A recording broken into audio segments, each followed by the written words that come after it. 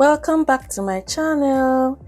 If you've not subscribed, please kindly subscribe. Today we're making this amazing paw patrol cake. I'm doing a voiceover today. I don't usually do voiceovers because I really don't know what to talk about when I do voiceovers. I don't want to bore you with the details of the cake decorating process. But yeah, if that is what you would like to see, please kindly put it in the comments and tell me if you appreciate me talking you through the process.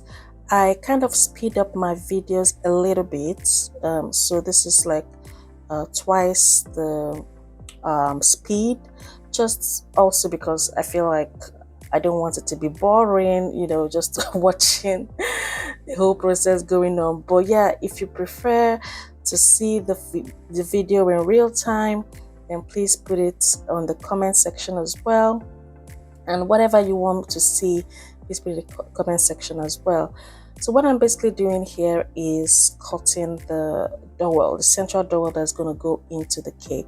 So I already drilled the center of my board. So this is a wooden board, and I feel like this is a sure way to steady your cake by drilling the center of the board and then pushing through the wooden dowel into the center.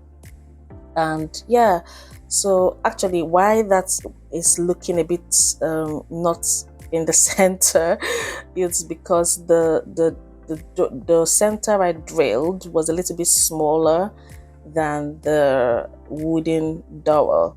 So yeah, but anyway, you get the drift.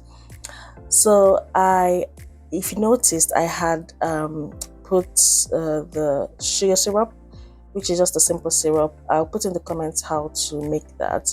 And then I'm just layering the layers. I'm stacking the layers with Swiss meringue buttercream, which I'm gonna also put a link to.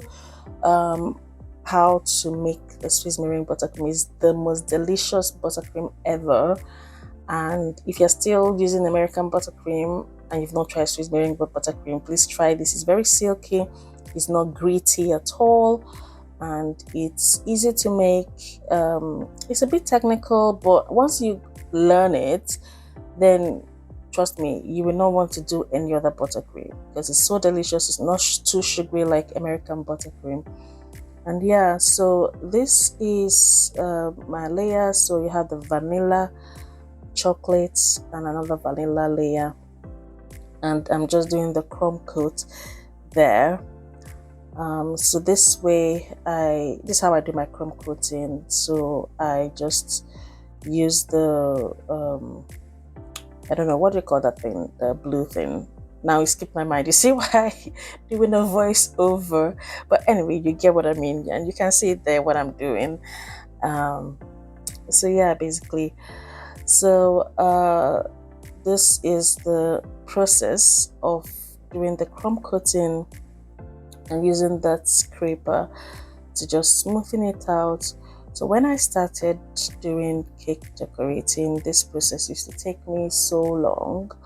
To even do a crumb coat, I could take 1 hour trying to, stack and smoothing out and make it straight. Sometimes the cake ends up being wobbly, maybe leaning on one side and all that. But the thing is, practice makes perfect, and whatever you put your mind to, and as long as you just keep practicing, you learn from your mistakes. The more you do it, the better you get at it. So don't stop, don't give up. So yeah, so that's the crumb coat done, and I just pop it in the fridge for I usually pop it in the fridge for like maybe 1 hour or so. So I kind of give myself some time before doing this just to make it harden. But of course, if I'm in a rush, I can pop it in the freezer for maybe like 10 minutes, and once it's hardened, so I bring it out. So now I'm doing the final coat, and I'm still using the Swiss meringue buttercream here.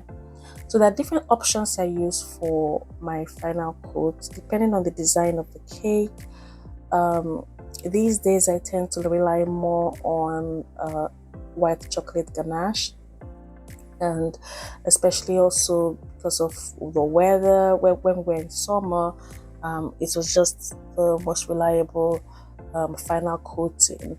But for this particular design, because I'm going to be doing a comb effect, I find that it's quite tricky to get that comb effect with ganache because it sets very quickly.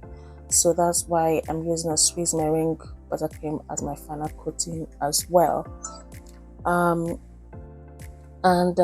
It still tastes amazing, so there's not much difference. It just depends on what you're looking for in terms of the look of the cake or the design you're going for. Yeah, and of course, if you know how to do ganache, then use that. If not, you can still use your Swiss meringue buttercream.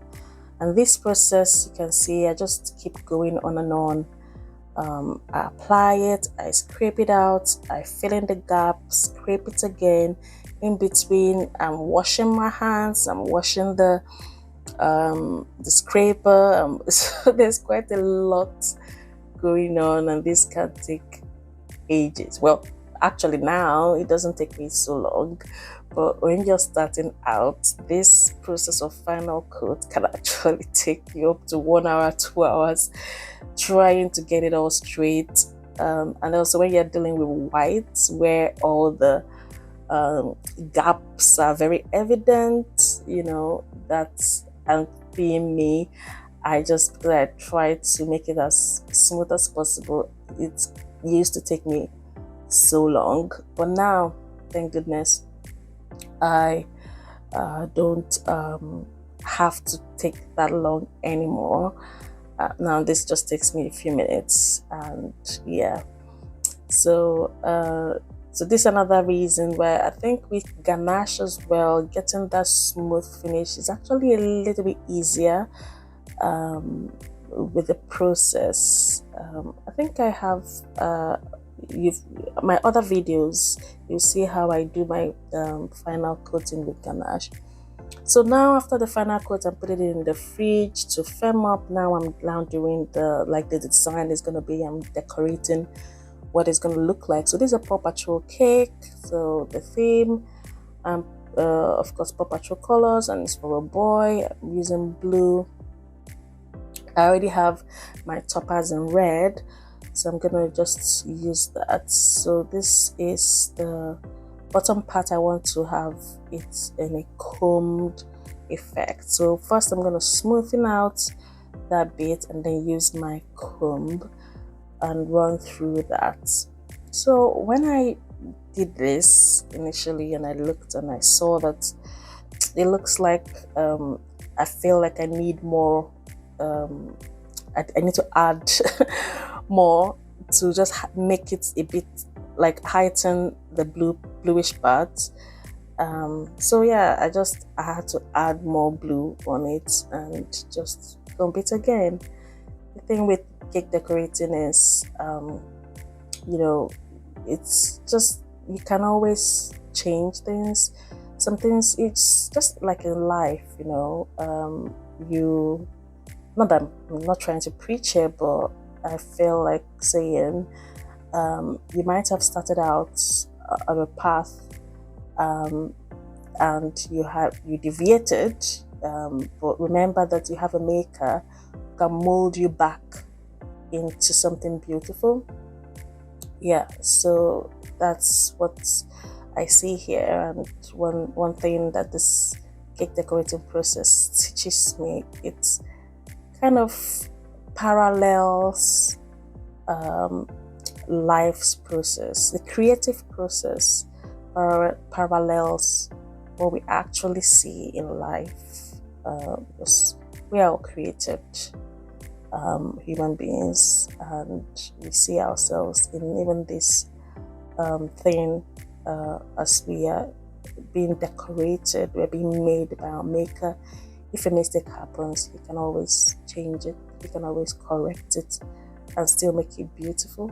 Yeah, so nothing to regret. So yeah, so that's that basically. So in all this process, you can see, I mean, I don't show myself washing my hands and all that, but there's a lot of washing of hands. And you can see the water on my hand there. There's a lot of washing of hands. Yeah, so that's the toppers now just being added. These really elevate cakes and makes the cake decorating process so much easier when you just get your toppers. And I think I got this from Etsy. Yeah, there are quite a lot of cake toppers. They can be expensive though, but it just makes your cake decorating easier and more professional, especially with cakes, children character cakes and all that. So yeah, that is the Paw Patrol cake. All done. All done. Don't take a look. Oh dear. I was so pleased with this cake. It was so beautiful. And of course, Xander loved it. Everyone loved it. And it tasted amazing. Yep. So guys, if you've not subscribed to my channel, what are you waiting for? Please subscribe.